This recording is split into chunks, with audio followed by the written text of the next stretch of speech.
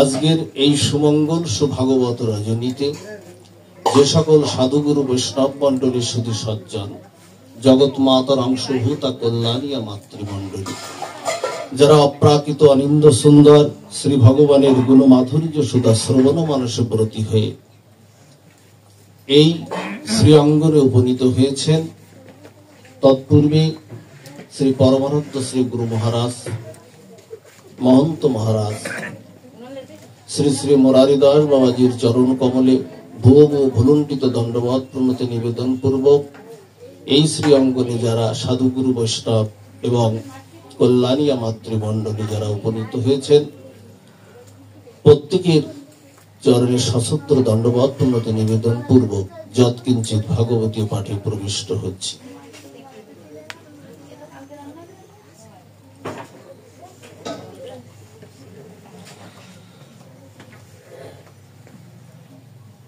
শ্রদ্ধালু মত কথা সিন্নন সুভদ্রা লোক পাবনী, গায়ন্ননু স্মরণ কর্ম জন্ম চাভিনয়ন মুহ,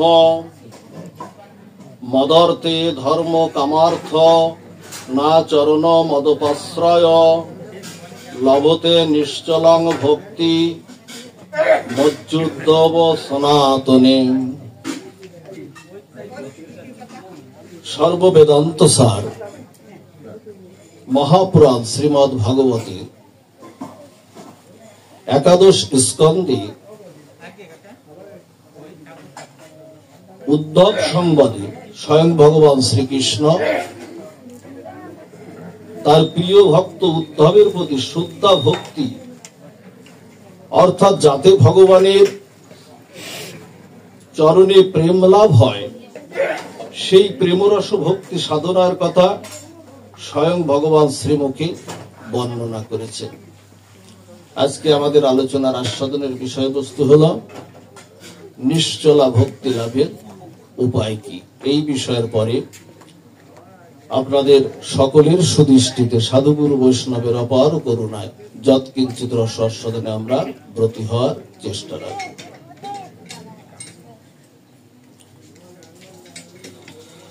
শুধু ভক্তমণ্ডলী, আপনারা জানেন যে জীবনের যদি কোনো পরম তত্ত্বকে যদি লাভ করতে হয়, হোক সে গুরু তত্ত্ব, হোক সে দেবদেবী তত্ত্ব, হোক সে কৃষ্ণ তত্ত্ব, গৌর তত্ত্ব বা আরো সাধনা মার্গ আছে, সেই পরম তত্ত্বকে লাভ করতে হলে কি প্রয়োজন? সেই পরম তত্ত্বকে লাভ করতে হলে প্রয়োজন ভক্তি।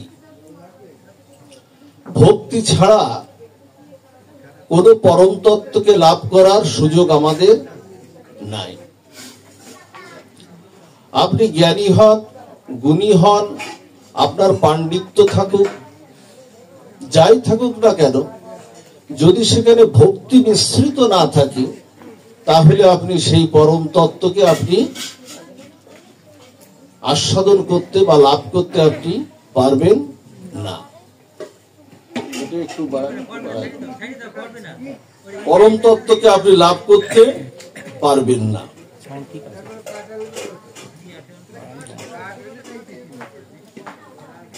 দেখেন, ভক্তি কিন্তু স্বতন্ত্র, ভক্তি কিন্তু স্বতন্ত্র হয়ে আছে, ভক্তির কারো প্রয়োজন নাই। ভক্তি যে বস্তুটা বা ভক্তি যে তত্ত্বটা, এই ভক্তির কিন্তু কারো প্রয়োজন নাই, ভক্তির প্রয়োজন কারণ নাই, কিন্তু আমাদের সবার প্রয়োজন ভক্তি। তাই চৈতন্য চরিতামৃত বলছেন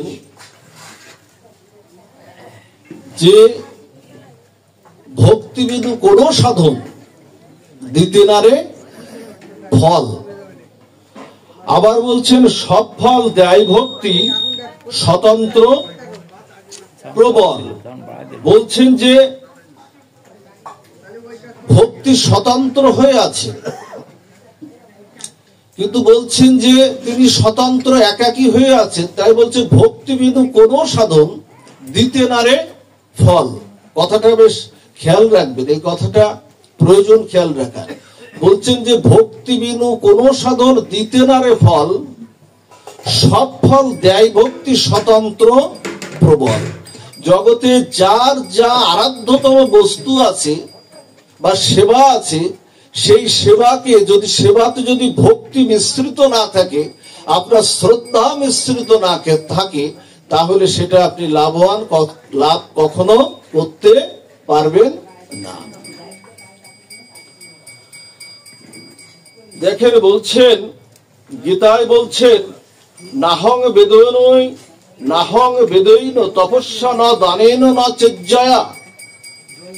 বলছেন যে দান ধ্যান তপস্যা এর দ্বারা দান করতে পারেন, আপনি ধ্যান করতে পারেন, তপস্যা করতে পারেন, এর দ্বারা কখনো ভক্তি লাভ, এর দ্বারা কখনো সেই কাঙ্ক্ষিত বস্তুকে লাভ করা যাবে না।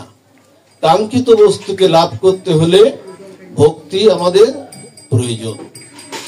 চৈতন্য চরিতামৃত স্পষ্ট দুটি লাইনে আমাদের বলে দিলেন যে জ্ঞান কর্ম যোগ ধর্ম নহি কৃষ্ণ বশ, কৃষ্ণ বশ হেতু প্রেম ভক্তি রস।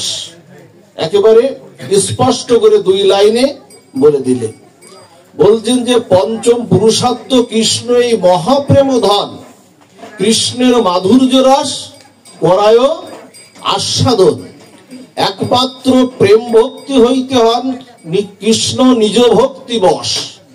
বলছেন প্রেম ভক্তি ছাড়া তিনি কখনো বশ হন না। এটা ভক্তির যুগ, এটা প্রেমের যুগ।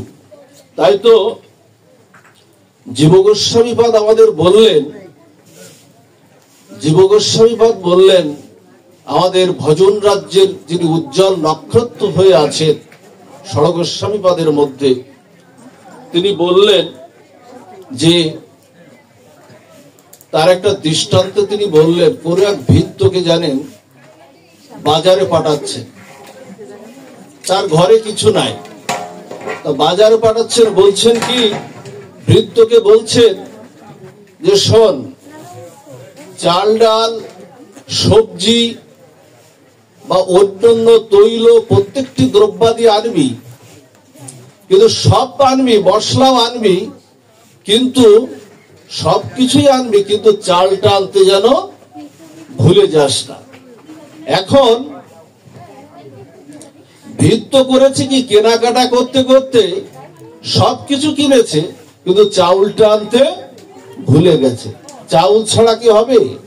আমাদের প্রসাদ পাওয়া চাউল ছাড়া কি হবে? তেমনি এখানে বললেন জীবগোস্বামীপাদ উদাহরণে বললেন যে ভবের বাজারে যাচ্ছিস, আমরা সবাই কিন্তু ভবের বাজারে এসেছি। বলছেন ভবের বাজারে যাচ্ছিস, অন্তত পক্ষে জ্ঞান কর্ম যোগ ধর্ম এগুলো তোর থাকবে, কাম কামনা বাসনা এগুলো থাকবে, কিন্তু আমার কাছে ফিরতে হলে, রাধারানীর চরণে যদি ফিরতে হয়, তাহলে তোর ভক্তি লাগবে। এখানে চাউলটার কথা যেটা বলা হচ্ছে না, এই চাউলটা হলো ভক্তি। জীবগোস্বামীপাদ আমাদের বুঝিয়ে দিলেন। এখন আমরা একটু জানতে চেষ্টা করব যে কাকে বলে ভক্তি, ভক্তিটা কাকে বলে। বলছেন যে শাস্ত্র বলছেন যে শ্রী ভগবানের ভজনকেই ভক্তি বলা হয়। বলছেন যে শ্রী ভগবানের উদ্দেশ্যে, তার প্রীতির জন্য, তার প্রসন্নতার জন্য আমরা যে কর্ম করি, বা তাকে সুখ দেওয়ার জন্য আমরা যে কর্ম করি, আমাদের এই যে ভজন রাজ্যের সকল কর্মই তো আমাদের গোবিন্দকে ঘিরে, নাকি রাধারানীকে ঘিরে, সে গৌরকে ঘিরে, যার যার আরাধ্যতম ইষ্ট আছে সব তো তাদেরকেই ঘিরে। বলছেন যে যে ভগবানের ভজনকেই ভক্তি করে, ভক্তি বলে, তাকে প্রীতি করে প্রসন্নতার উদ্দেশ্যে তাকে সুখ দেওয়ার নামই হলো ভক্তি। ভক্তি আপনার দেখুন, ভক্তি আপনার বিভিন্ন মার্গে হতে পারে। সকালবেলা উঠে না, যারা দেখবেন 4:30টায় যারা স্নান করে না, 4টা 4:30টার মধ্যে যারা ভক্তরা যারা স্নান করে, তারা যখন স্নান করে, তারা স্নান করে কি জন্য? ভগবানকে মঙ্গল আরতি দর্শনের জন্য, দর্শন করানোর জন্য। আবার সকাল 9টায় 8টায় 8:30টায় যারা স্নান করে, তারা স্নান করে কি জন্য? নিজের দেহকে সুখ দেওয়ার জন্য, শরীরটাকে পরিপুষ্ট করার জন্য তারা স্নান করে। তাহলে এই স্নান কিন্তু দুটোই, একটা করছে ভক্ত, একটা স্নান করছে ভক্ত ভগবানকে প্রীতি দেওয়ার জন্য, ভগবানকে সুখ দেওয়ার জন্য। স্নান কিন্তু দুটো। আর একটা স্নান করছে নিজের প্রয়োজনে, সসুখ নিজের প্রয়োজনে স্নানটা যেটা করছে, ওটা হলো কি হলো? ওটা হলো কাম হয়ে গেল। আর গোবিন্দকে প্রেম দেওয়ার জন্য, সুখ দেওয়ার জন্য, তাকে প্রীতি দেওয়ার জন্য, তাকে প্রসন্নতার জন্য যা কিছু কর্ম, সেটা হলো ভক্তি। রান্না তো মায়েরা অনেকেই করেন সংসারের জন্য, কিন্তু জগন্নাথের জন্য যারা রান্না করেন ভোগের জন্য, ওটা কি হলো? ওটা প্রেম হয়ে গেল, ওটা ভক্তি হয়ে গেল। দেখবেন অনেকে যারা আছে না, অনেকে বিড়ি সিগারেট যারা খায়, নেশাবান করে, আগুন দিয়েই তো ওটা ধরাতে হয়। আগুন দিয়ে ধরাতে হয় না, আগুন দিয়ে তারা বিড়ি সিগারেটটা খায়। আবার ভক্তও কিন্তু আগুন দিয়ে পঞ্চপ্রদীপটা জ্বালায়।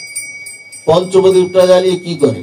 গোবিন্দের, রাধারানীর চরণ থেকে উঠাতে উঠাতে তারা আরতি করছে। একই আগুন, একই আগুন ব্যবহার করছে। কোন ভক্ত ব্যবহার করছে তার মঙ্গল আরতির জন্য, আর অভক্ত নিজের জন্য সে ব্যবহার করছে। এজন্য চৈতন্য চরিতামৃত বলছেন যে আত্ম ইন্দ্রিয় প্রীতিবাঞ্ছা তারে বলি কাম, কৃষ্ণ ইন্দ্রিয় প্রীতিবাঞ্ছা ধরে নাম প্রেম। কৃষ্ণের জন্য আপনার যা কিছু চেষ্টা, কৃষ্ণের জন্য যা কিছু কর্ম, এটা হলো প্রেম। আর নিজের জন্য যা কিছু চেষ্টা, সেটা হলো কাম। এটা যদি আমরা একটু বুঝি না, তাহলে আমাদের প্রেম ভক্তি পেতে আর দেরি হবে না।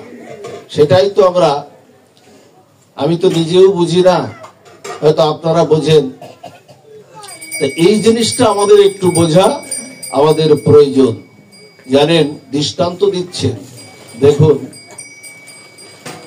দুই বন্ধু না ফুলের বাগানে প্রবেশ করেছেন। একজন বন্ধু হলো ভক্ত, আর একজন হলো অভক্ত। আজকে কি দিবস? আজকে বিশ্ব ভ্যালেন্টাইন্স ডে, তাই না? তো বিশ্ব ভ্যালেন্টাইন ভালোবাসা দিবস। দেখবেন যারা সংসারী লোক, তারা ভালোবাসাটা তাদের প্রিয়তম বা প্রিয়কে তারা দিচ্ছে। আর আজকে ভক্তরা কি করছে? অনন্ত বিশ্ব ব্রহ্মাণ্ডের যারা ভক্তরা আছে, তারা কি করছে জানেন? তারা আমার রাধা ঠাকুরানীকে আজকে সাজাচ্ছেন সুন্দর করে, যা কিছু ভালো ভালো সব দ্রব্যাদি রাধারানীর চরণে দিচ্ছেন, বস্ত্র, সুন্দর সুন্দর বস্ত্র পরাচ্ছেন, মালা পরাচ্ছেন। মানে নিজের যত ভালোবাসাটা, প্রেমটা, নিজের যা কিছু আছে, আসলে ভালোবাসা তো তাকেই দেওয়ার জন্য। জগতে ভালোবাসাটা আমরা যখন পৃথিবীতে যখন আমরা এসেছিলাম, মাতৃগর্ভে যখন আমরা ছিলাম না, গোবিন্দ আমাদের প্রত্যেকের হৃদয়ে ভালোবাসাটা কিন্তু স্থাপন করেছিলেন। প্রত্যেকের হৃদয়ে, কারণ কিন্তু বাদ নাই, প্রত্যেকের হৃদয়ে গোবিন্দ ভালোবাসাটা স্থাপন করেছিলেন। ভালোবাসার সহজাত পবিত্র হলো গোবিন্দকে ভালোবাসা। তাই এই যে ভালোবাসাটা স্থাপন করেছিলেন, ফুল যেমন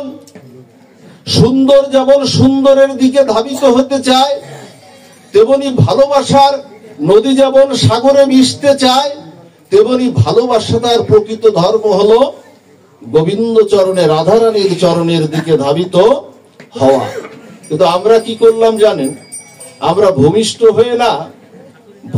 হয়ে সেই ভালোবাসাটা, যে ভালোবাসাটা দেওয়ার কথা ছিল গোবিন্দ চরণে, শ্রীমতী রাধা ঠাকুরানীর চরণে বা নিতাই গৌরের চরণে যে ভালোবাসাটা দেওয়ার কথা ছিল, সেই ভালোবাসাটা গোবিন্দ চরণে, রাধা ঠাকুরানীর চরণে না দিয়ে দিলাম স্ত্রী পুত্র বিত্ত বৈভবের দিকে আমরা ঘুরিয়ে দিলাম।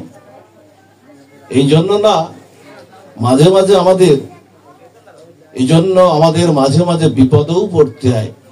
যে ভালোবাসাটা দেওয়ার কথা ছিল আমাকে, দাওনি আমাকে ভালোবাসাটা। দুঃখ, যন্ত্রণা, শোক, তাপ, দেখেন জগৎ সংসারে যেটা আসি, এটা গোবিন্দ চরণ থেকে বিস্মৃত হওয়ার জন্যই আসি।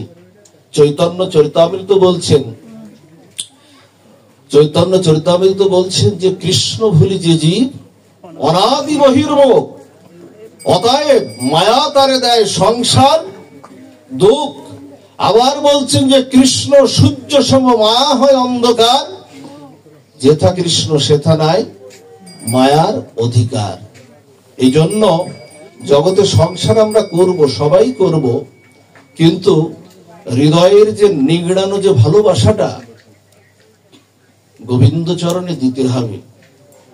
আজকে ভক্তরা ভালোবাসাটা, তাদের হৃদয়ের ভালোবাসাটা, হৃদয় নিংড়ানো নিষ্ঠার যে ভালোবাসাটা গোবিন্দ চরণেই কিন্তু দিয়েছেন।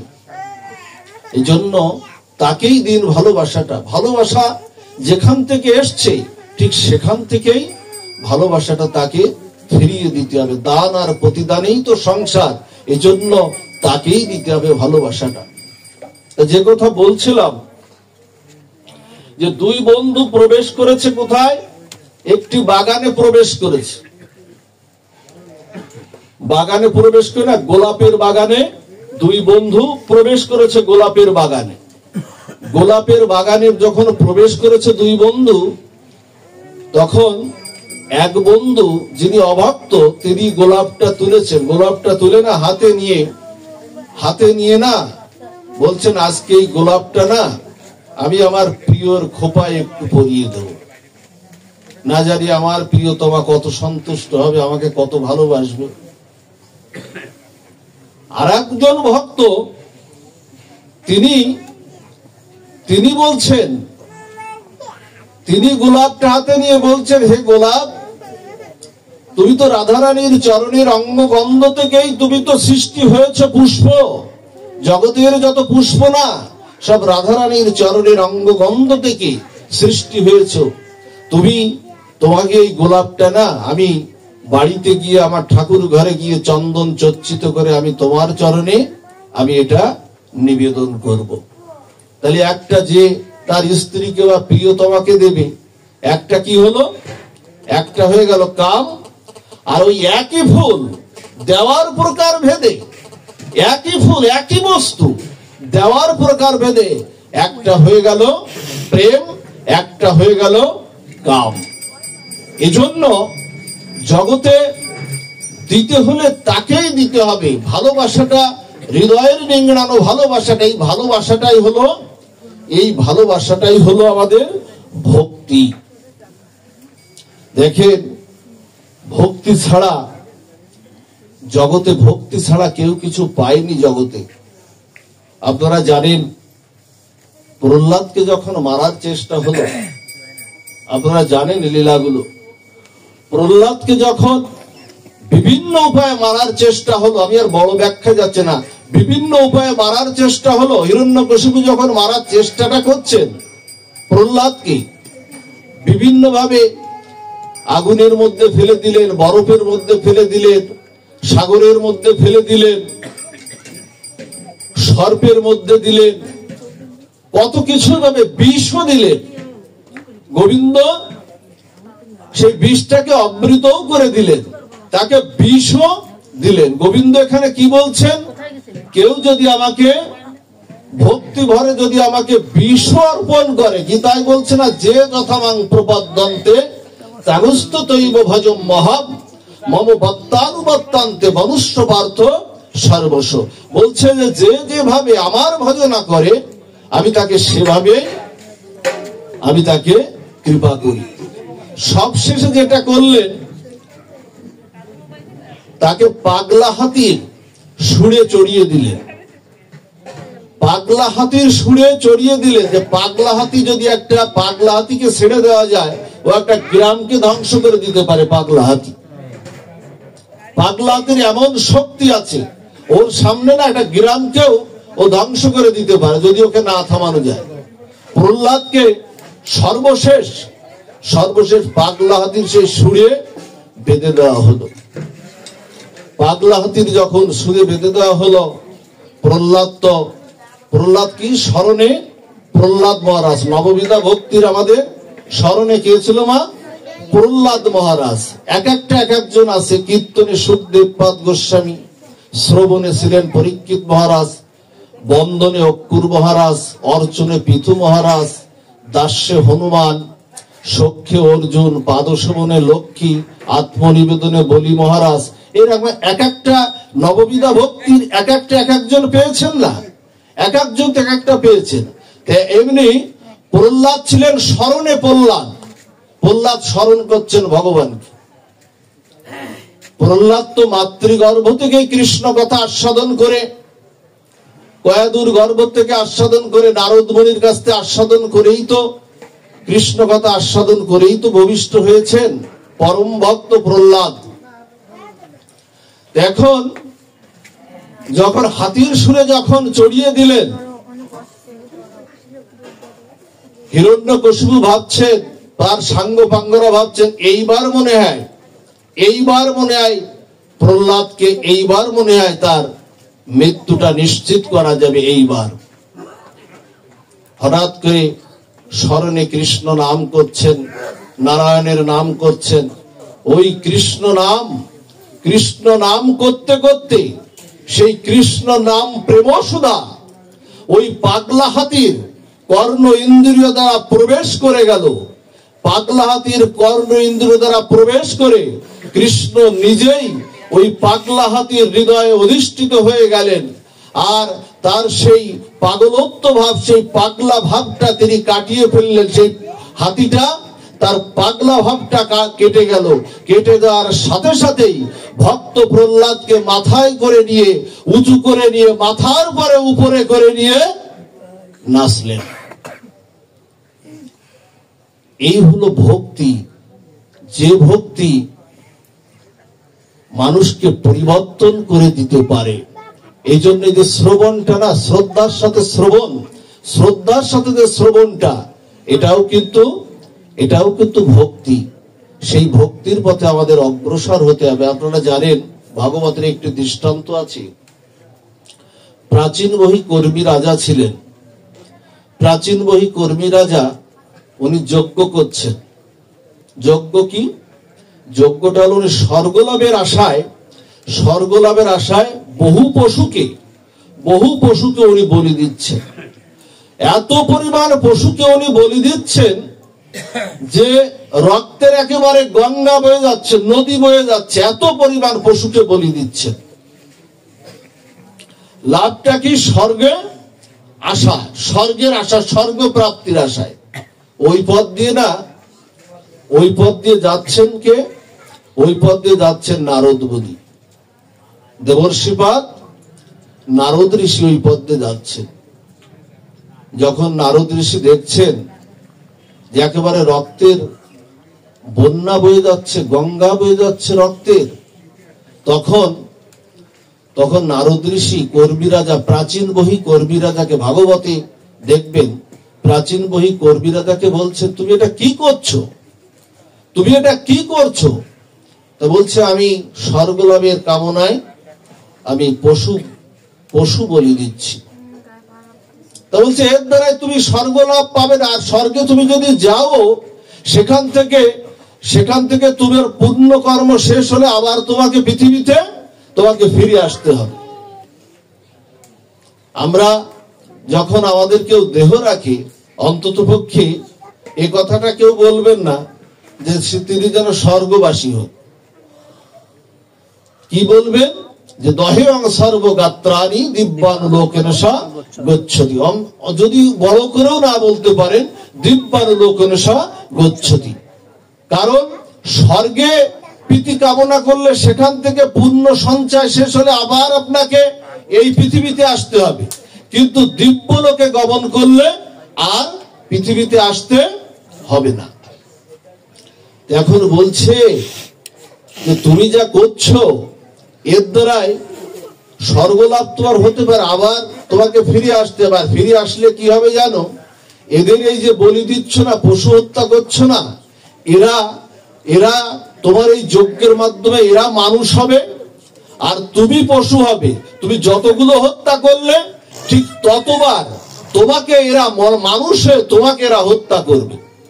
নারদ ঋষি কাছে যখন এই কথা যখন শুনলেন, এই সংবাদ যখন শুনলেন, তখন প্রাচীন বহি কর্মী রাজা বলছেন তাহলে উপায়? তো বলছে উপায় কি? তাহলে উপায় একটাই আছে, উপায় এর থেকে মুক্তির একটাই উপায় আছে। সে উপায়টা হলো তুমি ভাগবত কথা, কৃষ্ণ কথা সাধু মুখে তুমি শ্রবণ কীর্তন করো। তো বলছে সাধু মুখে শ্রবণ কীর্তন করব, ভাগবত পাঠক, তা আমি যদি ভাগবত পাঠককে যদি আমি ঘরে ডেকে নিয়ে আমি একা একা তার সঙ্গে শ্রবণ কীর্তন করি, হবে না?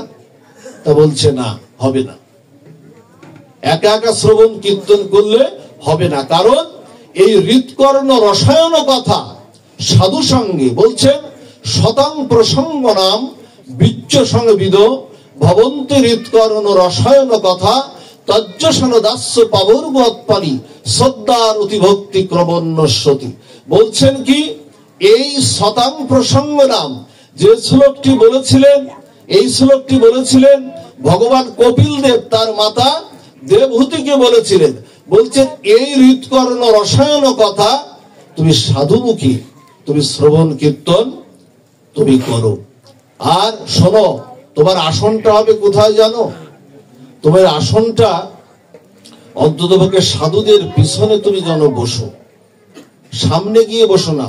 বসার জানেন ভাগবত কথা শ্রবণের যোগ্যতাও এখানে প্রয়োজন, তাই বলে কেউ কিছু মনে করবেন না। প্রাচীন বই রাজার কর্মী সংবাদে আমরা জানতে পারি, বলছেন যে সাধুগুরু বৈষ্ণব যেখানে বসবে তার পিছনে তুমি তাদের পিছনে বসো।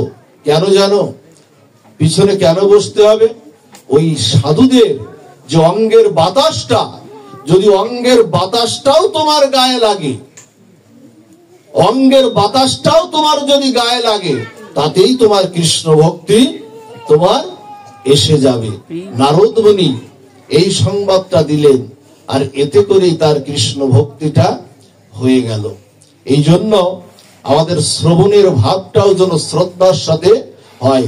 দেখবেন যা কিছু করি না কেন প্রথমেই যেন শ্রদ্ধা থাকে। ভাগবতে দেখবেন ভক্তির অসমৃত সিন্ধু গ্রন্থ বলছে আদৌ শ্রদ্ধা তত সাধু সঙ্গ অনার্থ। আগে শ্রদ্ধা থাকতে হবে, যে কোনো জিনিসের প্রতি আগে আমার শ্রদ্ধাটা থাকা চাই, ভক্তিটা থাকা চাই। আপনাদের মনে আছে, আপনারা জানেন লীলাটি শ্রবণ করেছে, বৃন্দাবনে দুই ব্রাহ্মণ গিয়েছিলেন, একজন ছোট ব্রাহ্মণ, একজন বড় ব্রাহ্মণ। দুই বিপ্র ব্রাহ্মণ গিয়েছিলেন বিশ্রাম বৃন্দাবনে। বৃন্দাবনে সকল কিছু দর্শন করলেন, সমস্ত বিগ্রহ শ্রীধাম বৃন্দাবনে দর্শন করলেন। বৃন্দাবনে দর্শন করে না, যখন দেখুন ভক্তি হৃদয়ে থাকলে বিগ্রহকে সাক্ষাৎ ভাবলে কি হয়। দুই বিপ্র ব্রাহ্মণ গিয়েছেন, সারা বৃন্দাবন দর্শন করেছেন, ব্রজ দর্শন করে সারা বৃন্দাবন দর্শন করে বৃন্দাবনে মদন মোহন গোপালের মন্দিরে আশ্রয় নিয়েছেন। বৃন্দাবনে এই মদন মোহন গোপালের মন্দিরে যখন আশ্রয় নিয়েছেন, তখন এই ছোট ব্রাহ্মণের সেবায় বড় ব্রাহ্মণ কিন্তু একটু খুশি হয়েছে। খুশি হয়ে সন্তুষ্ট হয়ে বলেছে কি যে আমি আজকে মদন মোহন গোপালের মন্দিরে আমি বলছি তোর সেবায় তো আমি সন্তুষ্ট হয়েছি, তা আমি বাড়ি গিয়ে আমার যে কনিষ্ঠ কন্যা আছে, ছোট কন্যা আছে, এই ছোট কন্যাকে আমি তোর সাথে বিবাহ দেব, ছোট কন্যাকে তোর সাথে বিবাহ দেব। এখন ওই ছোট বিপ্র বলছে যে দেখো আমি তোমার কন্যাকে কিন্তু বিবাহ করতে চাইনি বা চাচ্ছ না, কিন্তু তুমি এখানে কিন্তু প্রতিজ্ঞা করলে। দেখো তুমি ব্রাহ্মণ হয়ে তুমি যেন প্রতিজ্ঞা ভঙ্গ করো না, ব্রাহ্মণ সত্য প্রতিজ্ঞা, তুমি যেন এই প্রতিজ্ঞা থেকে সরে যেও না। এখন বলছে না না, আমি এখানে এই গোপাল মন্দিরে আমি তোকে বললাম, এখান থেকে আমি বললাম আমি বিবাহ দেব। বাড়িতে গেলেন, বাড়িতে গিয়ে সবার সঙ্গে আত্মীয় স্বজনের সঙ্গে সবার সঙ্গে বসে না উনি আলাপচারিতা করছেন যে আমি তো এইরকম প্রতিজ্ঞা করেছি বৃন্দাবনে মদন মোহন গোপাল মন্দিরে, আমি তো প্রতিজ্ঞা করেছি যে ওই বিপ্রের সঙ্গে আমি আমার ছোট কন্যাকে বিবাহ দেব। এখন ওদের যে আত্মীয় স্বজন ভ্রাতাদয় তারা বলছেন যে না না, ওই ব্রাহ্মণের কিছু নাই, ও ফকির, ওর তেমন কিছু নাই, ওর সঙ্গে আমাদের ছোট কন্যাকে বিবাহ দেব না, ছোট কন্যাকে বিবাহ দেব না। তো বলছে আমি যে গোপালের মন্দিরে, তো বলছে তুমি তো বিগ্রহের সামনে তুমি তো বিগ্রহের সামনে তুমি বলেছো, বিগ্রহ কি আর কথা বলতে পারে? এখন তুমি বলো যে বলি নাই। এখন যাও আত্মীয় স্বজনের চাপে তখন ও বলছে কি, ওই বড় বিপ্র গিয়ে বলছে না না, আমি তোমার সঙ্গে আমার কন্যাকে বিবাহ দিতে পারবো না, আমি তো বলি নাই, সাক্ষী আছে কেউ? দেখুন কত বড় ভক্তি থাকলে ওই যে ছোট ব্রাহ্মণ, ওই ছোট ব্রাহ্মণ চলে গেছে শ্রীধাম বৃন্দাবনে, মদন মোহন সেই গোপাল মন্দিরে চলে গেছে বৃন্দাবনে। বৃন্দাবনে গিয়ে 1 মাস ধরে, এখন তো বৃন্দাবনে আমরা ট্রেনে উঠে কয়েক ঘন্টা, বেশ কিছু ঘন্টার মধ্যে আমরা চলে যেতে পারি, তখনকার হেঁটে হেঁটে বৃন্দাবনে যেতে হতো। বলছেন যে মদন মোহন গোপালকে বলছেন, গোপাল চলো, তোমার মন্দিরেই তো কথা হয়েছিল, সাক্ষী তোমাকে দিতে হবে, আমি ওর ছোট কন্যাকে বিবাহ করার জন্য না, ও যে ব্রাহ্মণ হয়ে সত্য প্রতিজ্ঞা ও যে ভঙ্গ করছে, সত্য ভঙ্গ করছে, ব্রাহ্মণের ধর্ম তো প্রকৃত এটা নয়, এই কারণে তোমাকে সাক্ষী দিতে যেতে হবে। বারবার বলার পরে গোপাল নড়ে উঠে বলল, গোপাল নড়ে উঠে বললে, বিগ্রহ কখনো সাক্ষী দিতে যায় শুনেছিস? বিগ্রহ কখনো সাক্ষী দিতে যায় শুনেছিস?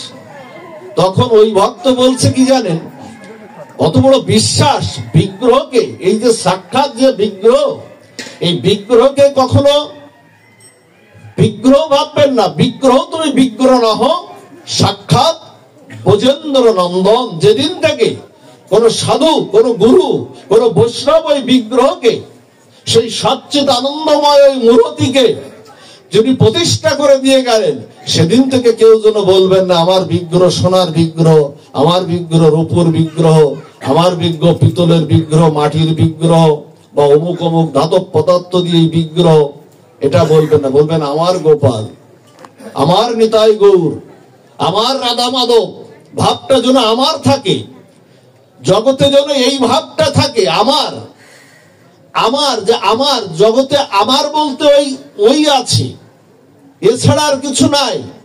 এখন বিগ্রহ নড়ে উঠে পড়লেই, বিগ্রহ কখনো সাক্ষী দিতে যায় শুনেছিস? এখন ওই ভক্ত বলছে কি, তুমি কথা না বললে ভালো করতে, তুমি গোপাল তুমি কথা না বললে ভালো করতে, কথা যখন তুমি বলতে পারো, তুমি হাঁটতেও তুমি পারো, তোমাকে যেতে হবে সাক্ষী দিতে। কথা না বললে তুমি ভালো করতে, কথা যখন তুমি বলতে পারো, হাঁটতেও তুমি পারো, তোমাকে যেতে হবে।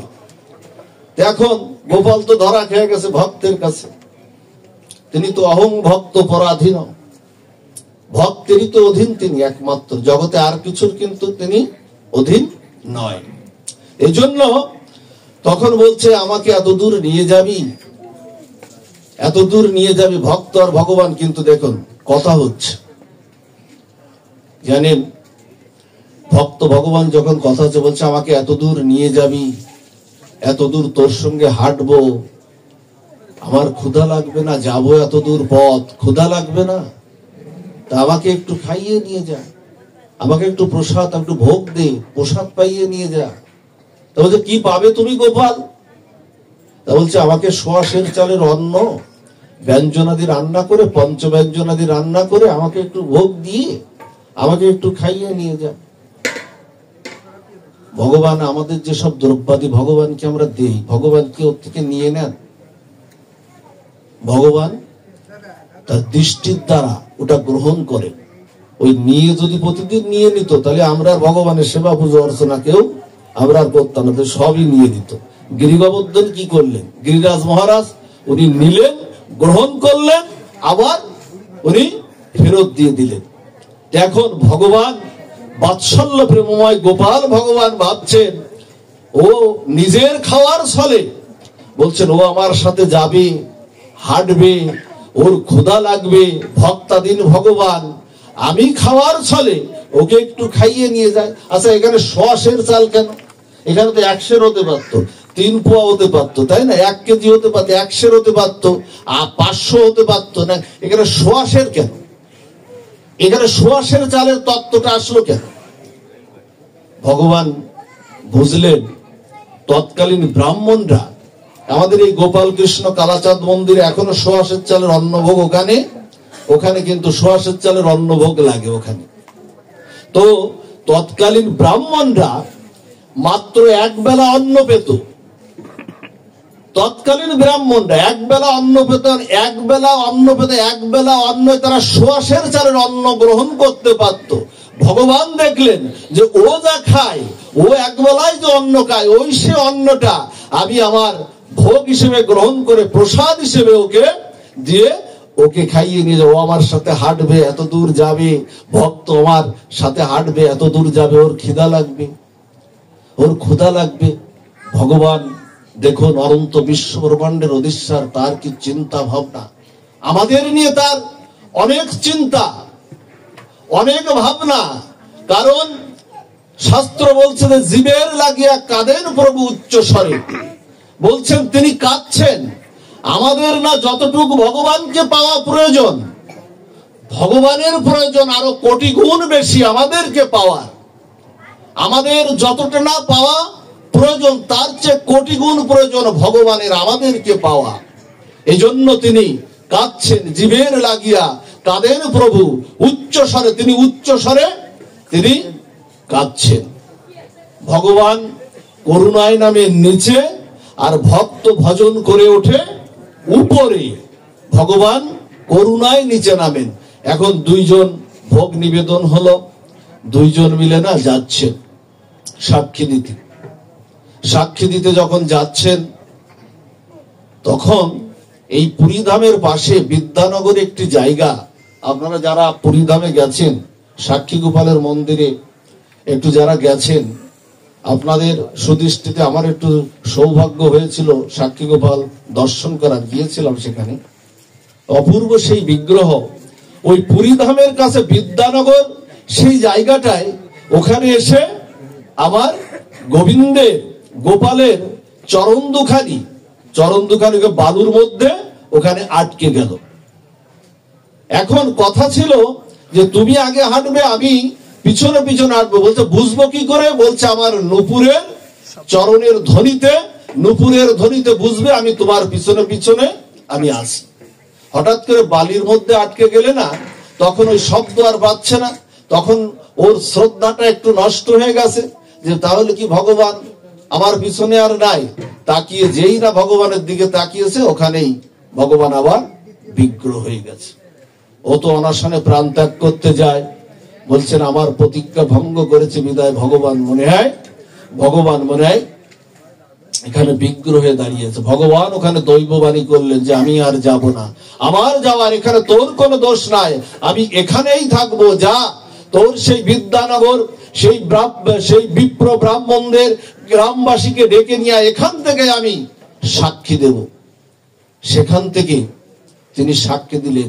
আজকে ভগবান ভক্তের ভক্তিতে, ভক্তের প্রেমে, কোথায় বৃন্দাবন থেকে ভক্তিতে, শ্রীধাম বৃন্দাবন থেকে মদন মোহন গোপাল মন্দির থেকে চলে আসলেন শ্রীরাম এই জগন্নাথপুরীর সেই বিদ্যানগর যেখানে সাক্ষী গোপাল, আজও সেখানে সেই মন্দির আছে। সাক্ষী গোপাল পুরী ধামেও আছে, সাক্ষী গোপাল এখন বৃন্দাবনেও আছে। ওই বিগ্রহ উড়িষ্যার রানীমা দর্শন করেছিলেন। ওই বিগ্রহ দেখুন, বিগ্রহ সাক্ষাৎ কিনা। ওই বিগ্রহ উড়িষ্যার রানীমা দর্শন করেছিলেন। দর্শন করে উনি ওনার বাড়িতে নিয়ে গিয়েছিলেন। বাড়িতে নিয়ে না বিগ্রহকে সাজিয়েছিলেন মনের মতো করে। উড়িষ্যার রানীমার তো আর গহনার অভাব নাই, সাজিয়েছেন। সাজিয়ে না উনি মনে মনে ভাবছেন, মনে মনে এরকম ভাবছেন যে ঠাকুরের নাসাতে যদি একটি ছিদ্র থাকিত, এই দাসী তারে মুক্তা পরাইত। বলছেন যে সব তো সাজালাম বিগ্রহকে, কিন্তু গোপালের নাকে যদি একটি ছিদ্র থাকিত, আমি একটা নথ, একটা মুক্তা, আমি একটা মুক্তা আমি পরাতাম। জানেন, বিগ্রহ সাক্ষাৎ তো রানীমার এই অন্তরের অন্তঃস্থল থেকে কথা গোপালের কর্ণে গেছে।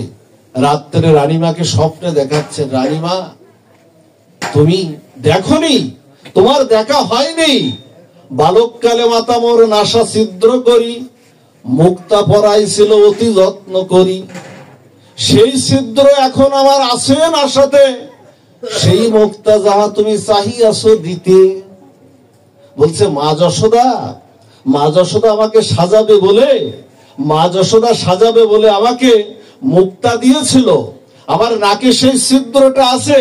রানীমা তোমার দেখা হয়নি, বিগ্রহকে আমরা দেখতে পারি না, বিগ্রহকে আমরা তো পূজা করি নিত্য, আমাদের সেই একটা ভাবের দ্বারা আমরা পূজা করি, কিন্তু বিগ্রহকে চেয়ে চেয়ে আমরা কিন্তু দেখি না। বিগ্রহকে একটু মনের মাধুরী দিয়ে চেয়ে চেয়ে একটু দেখতে হয়। দেখুন, বিগ্রহ অনেক সময় প্রসন্ন হয়ে যায়, বিগ্রহের দিকে তাকালেই আপনি বুঝতে পারবেন। জানেন, ভাবের ঘরে যেন কোনো চুরি না থাকে, বাইরে চুরি থাকুক, ভাবের ঘরে চুরি না থাকে। রানীমা রাত্রে উঠলেন, রাত্রে উঠে রাত 12টার পর উঠে স্নান করে মন্দিরে যখন প্রবেশ করলেন, গিয়ে দেখলেন কি সই ছিদ্র তো আছে, আমার দেখা হয়নি। সেখান থেকে তিনি মুক্তা সেখানে পরিয়ে দিলেন।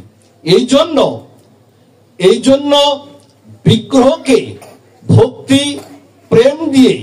ভক্তি দিয়ে তাকে আনতে হবে। জানেন, ভগবানের জন্য যদি আপনি কোনো অধর্মও করেন, ভগবানের কর্মের জন্য, ভগবানকে ভালোবাসার জন্য যদি কোনো অধর্মও করেন, তাও সেটা আপনার ধর্ম হয়ে যায়।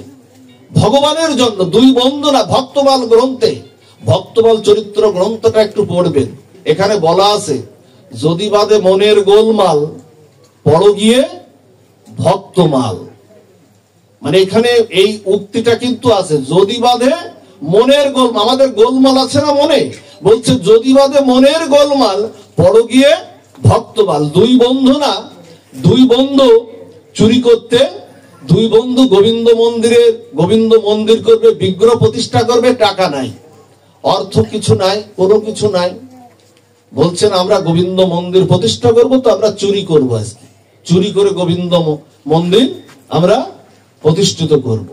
দেখেন, আজকে ভগবানের জন্য কর্ম যদি আপনি করেন, সেটা যদি চুরু হয়, সেটাও ধর্ম হয়ে যায়, অধর্ম ধর্ম হয়ে যায়। চুরি করতে গেছেন, রাজ মন্দিরে চুরি করতে গেছেন, চুরি করে না দুই বন্ধু চুরি করে নিশ্চিন্তে যখন বেরিয়ে আসছেন, তখন শব্দে না হঠাৎ জেগে গেছে। একজন বেরিয়ে গেছেন, আর একজন বেরোতে পারেননি। যখন বেরোতে পারেননি, তখন মাথাটা বাইরে, এই পর্যন্ত ভিতরে আটকে আছে। তখন চিন্তা করলেন, এক বন্ধু আর এক বন্ধুকে মাথা বের করে বলছেন যে শোন, গোবিন্দ মন্দিরের জন্য যদি চুরি করতে ধরা পড়ে যায়, বড় কলঙ্ক হবে। তার চেয়ে আমার মাথাটা তুই এক কোপ দিয়ে মাথাটা কেটে দিয়ে তুই যা, গিয়ে মন্দির করে সেখানে ভগবানের, আমাদের যে আশা ছিল, মন্দির করে সেখানে ভগবানের বিগ্রহ সেখানে প্রতিষ্ঠিত কর, সেখানে মন্দির কর। বলছে না, তোর মাথা আমি কাটতে পারি না, তুই আমার পরম বন্ধু, তখন বললেন, শোন, জগতের সম্বন্ধ তো আমাদের কারোর সাথে কারো না, আমরা তো অমৃতের সন্তান, আমরা তো সেই অমৃত থেকে এসছি। গীতায় বলছে না ভগবান, মমৈবাংশ জীবলোক জীবভূত সনাতন মনঃষষ্ঠানি ইন্দ্রিয়াণি প্রকৃতিস্থানি কর্ষতি। জগতের সঙ্গে সম্বন্ধটা কিন্তু আমাদের না, আমাদের প্রকৃত সম্বন্ধ হলো আমাদের গোবিন্দের সাথে। বলছে, যা, মৃত্যু তো একদিন হবে, যদি গোবিন্দ মন্দির করার জন্য, বিগ্রহ প্রতিষ্ঠার জন্য যদি মৃত্যু হয়, সে মৃত্যুটা মহান হয়ে থাকবে। জানেন, এই যখন বোঝালো তখন এক কূপ দিয়ে কেটে নিয়ে মাথাটা নিয়ে চলে গেল। এখন ধর থাকলে আর কি বুঝবে, রাজা বুঝতে পারবে ধর থাকলে কার এটা। গিয়ে ওই বন্ধু মন্দির প্রতিষ্ঠা করছে। দেখুন, আজকে গোবিন্দ মন্দিরের জন্য সবকিছু করছে, মন্দির প্রতিষ্ঠা করছে। যেদিন মন্দির উদ্বোধন হবে, যেদিন মন্দির উদ্বোধন হবে, অভিষেক হবে, উদ্বোধন অভিষেক হবে, তখন ওই মন্দিরে ওই বন্ধু দাঁড়িয়ে দাঁড়িয়ে দেখছে কি জানেন, ভগবানের ওই যে বন্ধু মারা গিয়েছিল, যার এক কোপ দিয়ে মাথা কেটে নিয়েছিল, ওই ভগবানের পঞ্চপ্রদীপ দিয়ে মঙ্গল আরতি, ওই মঙ্গল আরতি করছে। তাহলে কি হলো, ভগবানের জন্য যদি আপনি কোনো খারাপ কর্মও যদি করেন ভগবানের জন্য, তার সুখ দেওয়ার জন্য, তাকে সুখী করার জন্য, তাহলেও সেটা ভক্তি হয়ে যাবে। এই জন্য আমরা যাই কিছু করি না কেন, জগতে আমাদের ভক্তি নিয়েই কিন্তু আমাদের ফিরতে হবে। ভক্তি ছাড়া কিন্তু আমরা ফিরতে কিন্তু পারবো না। এই জন্য শ্রী গুরুদেব তত্ত্ব আছে, এই শ্রী গুরুদেবের মহিমার কথা বলা হয়েছে। এই গুরু তত্ত্ব যদি আপনার ভক্তি যদি না থাকে, গুরুই গোবিন্দকে আপনার পাইয়ে দিতে পারে। একমাত্র শুধু গোবিন্দের ভজনা আপনি যদি নাও করেন, একমাত্র শ্রী গুরু পাদপদ্মও যদি ভজনা করেন, এই শ্রী গুরুদেবই আপনাকে গোবিন্দ সেই নিকুঞ্জ মন্দিরে, সেই ব্রজ মন্দিরে, নিকুঞ্জ মন্দিরে আপনাকে গোবিন্দ পাইয়ে দিতে পারে।